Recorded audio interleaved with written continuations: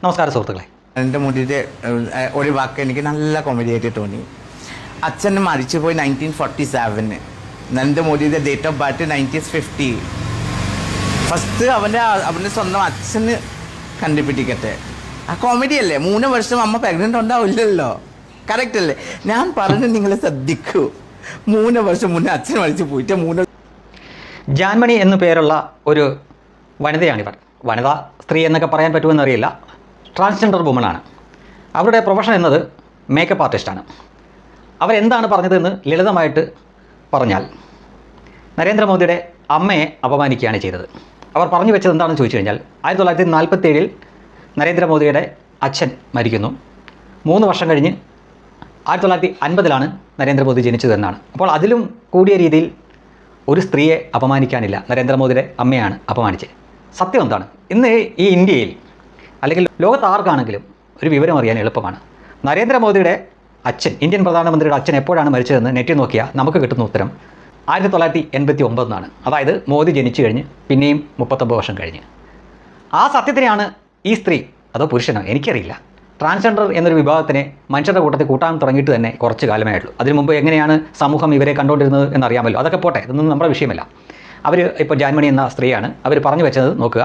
1989 മരിച്ച നരേന്ദ്രമോദിയുടെ അച്ഛനെ അവർ 1947 കൊന്നു.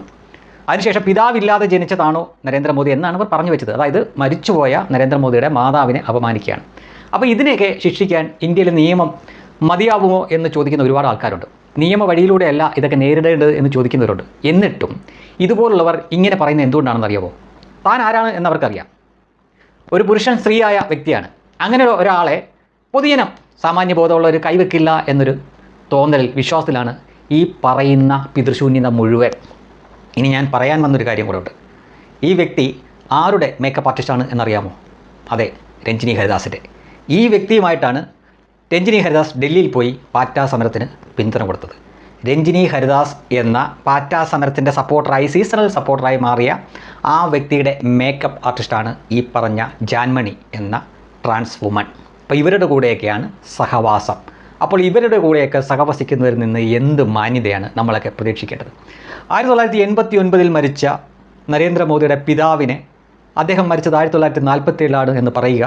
അതിനുശേഷം 3 വർഷം കഴിഞ്ഞിട്ടാണ് നരേന്ദ്രമോദിയുടെ അമ്മ നരേന്ദ്രമോദിയെ പ്രസവിച്ചത് എന്ന് പറയുമ്പോൾ, ഇപ്പോൾ എന്നോടോ നിങ്ങളോടാണ് നമ്മുടെ പിതാവിനെ പറ്റിയൊക്കെയാണ് ഇത് പറയുന്നതെങ്കിൽ നമ്മൾ ഒരു നിയമത്തിൻ്റെയും സഹായം തേടാൻ പോവില്ല. പോകുമോ?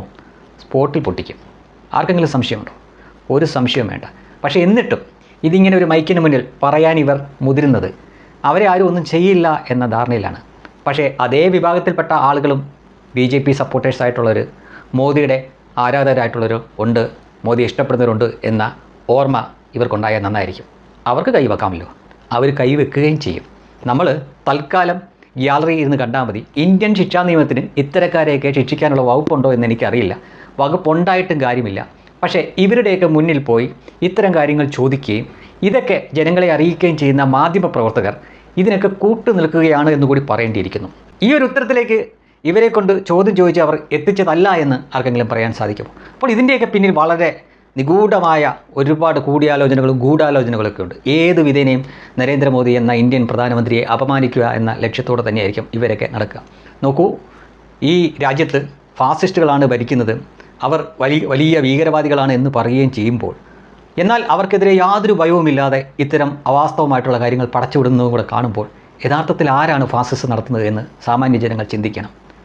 കേരളത്തിൻ്റെ മുഖ്യമന്ത്രിയായിരുന്ന പിണറായി വിജയനെ പറ്റിയോ ഇപ്പോഴത്തെ മുഖ്യമന്ത്രി VD സതീശനെ പറ്റിയോ രാഷ്ട്രീയ എതിരാളികൾ പോലും പറയാൻ സാധ്യതയില്ലാത്ത, എത്ര നെറികെട്ടവനും വൃത്തികെട്ടവനും ആണെങ്കിൽ കൂടിയും പറയാൻ സാധ്യതയില്ലാത്തൊരു കാര്യമല്ലേ ഈ ജാൻമണി എന്ന് പറഞ്ഞ ഈ മേക്കപ്പ് ആർട്ടിസ്റ്റ് പറഞ്ഞു വെച്ചത്? സത്യം എവിടെ കിടക്കുന്നു? എന്നിട്ട് യാതൊരു ഉളുപ്പുമില്ലാതെയാണ് അവൻ ഇവൻ എന്നൊക്കെ പ്രധാനമന്ത്രിയെ പറ്റി വിളിക്കുന്നത്.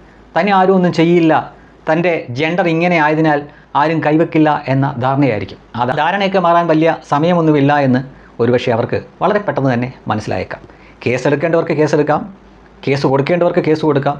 അതിനെല്ലാം ഇന്ത്യയിൽ ഒരുപാട് വഴികളുണ്ട്. പക്ഷേ ഇത് കേരളമാണ്, ഇവിടെ ഒരു ചുക്കും നടക്കില്ല.